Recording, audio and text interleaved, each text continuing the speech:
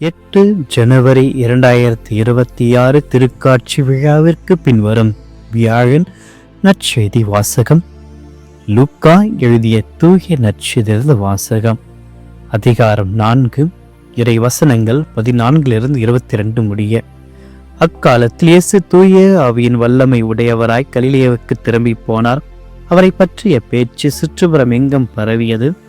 அவர் அவர்களுடைய தொழுகை கூடங்களில் கற்பித்து வந்தார். எல்லோரும் அவரை பற்றி பெருமையாக பேசினர். இயேசு தாம் வளர்ந்த ஊராகி நாசரேத்துக்கு வந்தார். தமது வழக்கத்தின்படி ஓய்வு நாளில் தொழுகை கூடத்திற்கு சென்று வாசிக்க எழுந்தார். இறைவாக்கினர் எசேயாவின் சுருளேடு அவரிடம் கொடுக்கப்பட்டது. அவர் அதை பிரித்த பொழுது கண்ட பகுதியில் இவ்வாறு எழுதியிருந்தது: ஆண்டவருடைய ஆவி என் மேல் உள்ளது, ஏன் அவர் எனக்கு அருள் பொழிவு செய்துள்ளார்.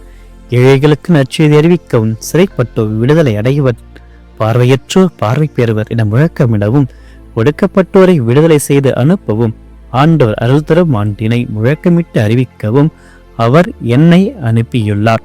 பின்னர் அந்த ஏட்டை சுருட்டி ஏவலரிடம் கொடுத்துவிட்டு அமர்ந்தார். தொழுகை குடலில் இருந்தவர்களின் கண்கள் அனைத்தும் அவரையே உற்று நோக்கி இருந்தது. அப்பொழுது அவர் அவர்கள் நோக்கி, நீங்கள் கேட்ட இந்த மறைநூல் வாக்கு இன்று நிறைவேறிற்று என்றார். அவர் வாயிலிருந்து வந்த அருள்மொழிகளை கேட்டு வியப்புற்று, இவர் யோசேப்பின் மகன் அல்லவா என்று கூறி எல்லோரும் அவரை பாராட்டினர். ஆண்டவரின் அருள்வாக்கு. கிறிஸ்துவே உமக்கு புகழ். இயேசுவில் பிரியமான அன்பு சகோதரமே, இன்றைய நாளில் செவர்னஸ் என்னும் புனிதருடைய நினைவு நாளை கொண்டாடுகின்றோம். ரோமையில் உள்ள ஒரு செல்வ செழிப்பான குடும்பத்தில் பிறந்த இவர் துறவியாக மாறி ஆண்டு நற்செய்தி அறிவித்தும் பலரை குணப்படுத்தினார். இவர் துணி நெய்பவர், கைதிகளுக்கும் பாதுகாவலராக இருக்கின்றார். இன்றைய நாளில் நாம் செபிக்கப் போகின்ற ஒவ்வொரு கருத்துக்கள், இன்றைய காணொலி வழியாக நீங்கள் ஒப்புக் கொடுக்க போகின்ற ஒரே கருத்துக்கள், உங்களுடைய இதயத்தில் இருக்கின்ற குடும்ப தேவைகள் அனைத்தையும் நற்கருணை ஆண்டவருக்கு முன்பாக நான் செபித்து இறையாசிரை பெற்றுத்தர என்னுடைய திருப்பலியை உங்களுக்காக ஒப்புக் கொடுக்கிறேன். பிரியமானவர்களே, இன்றைய நற்செய்தி வாசகத்தை நாம் பார்க்கின்ற பொழுது 3 முக்கிய வார்த்தைகளை நினைவில் கொள்ள வேண்டும்.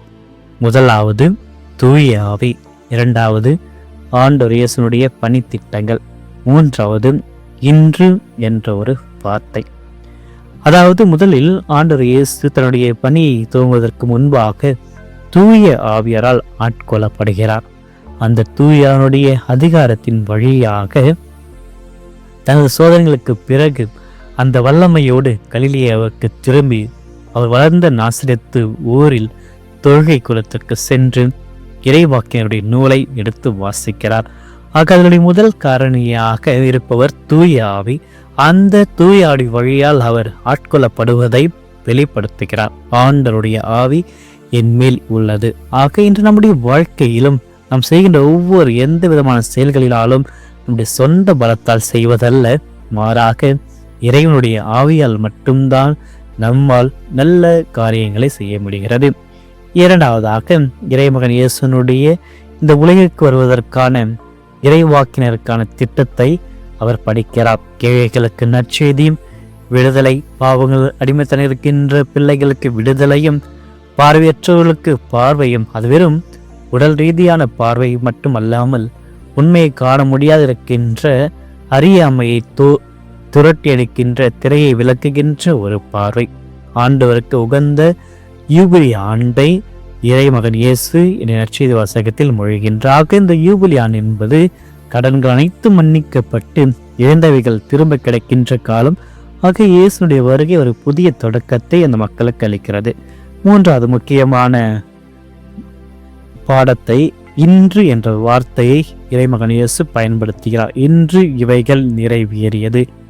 இதை பார்க்கின்ற பொழுது நம்முடைய ஆண்டவர் கடந்த காலத்தினுடைய ஆண்டவர் அல்ல, நேற்று தினத்தான இறைவன் அல்ல, மாறாக இவர் நேற்றும் இன்றும் நாளையும் மாறாத கடவுளாக, கடவுளுடைய மீட்பானது இது எதிர்காலத்தில் நடக்கப் போகின்ற ஒரு விஷயம் அல்ல.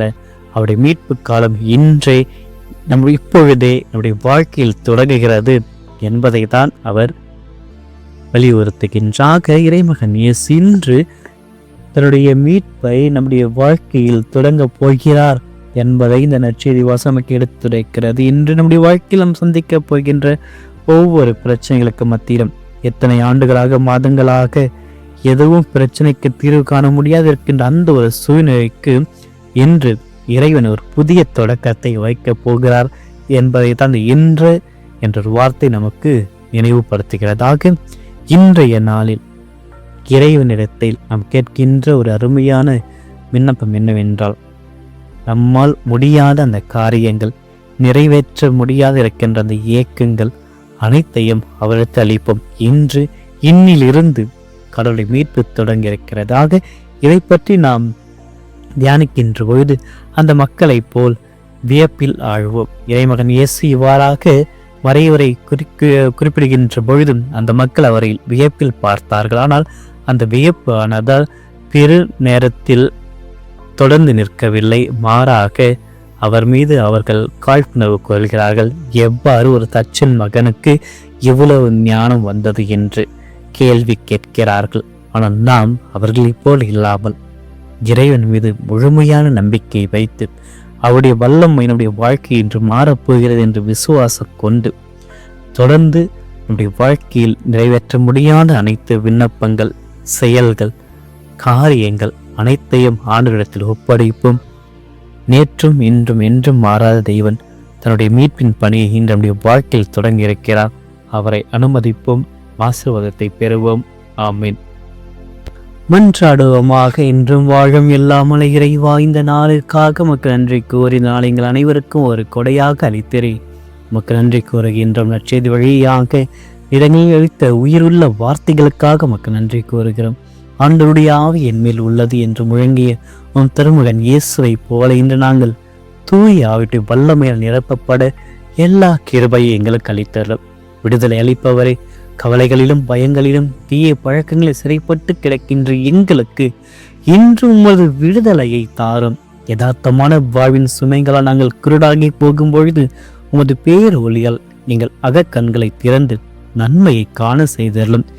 ஏழைகளிடமும் கைவிட்டப்படுகளிடம் பரிவு காட்டும் நற்செய்தியாக எங்கள் ஒவ்வொருவரையும் மாற்றியறலும். ஆண்டவரே, இந்த நாளில் புதிய அருட்கொடைக்காக ஜெபிக்கின்ற எங்கள் ஒவ்வொருவரையும் ஆசீர்வதித்து உடல் உள்ள ஆன்ம சுகத்தை அளித்து மறைநூல் வாக்கின் நிறைவேற்று என்று இயேசு சொன்னதைப் போல உமது ஆசீர்வாதங்கள் இன்று எங்களுடைய வாழ்க்கையில் நிறைவேற செய்தலும்.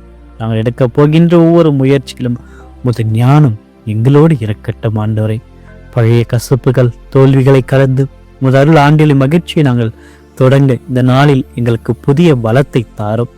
எங்கள் சொல்லும் செயலும் மற்றவர்களுக்கு நம்பிக்கையும் ஆறுதலையும் தருவதாக அமையட்டும். உமது பேரன்பின் நிழலில் எங்களை பாதுகாத்தலும்.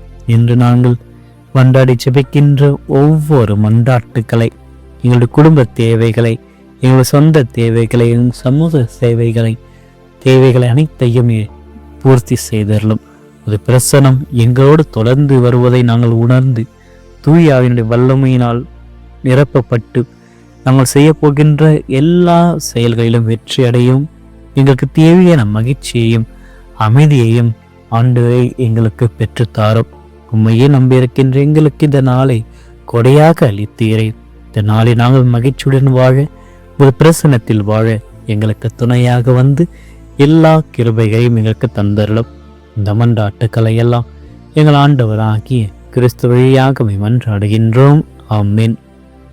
இல்லாமல் இறைவன் தந்தை, மகன், தூய ஆவியார் அனைவரையும் நிறைவாக ஆசீர்வதிப்பாராக. ஆமென்.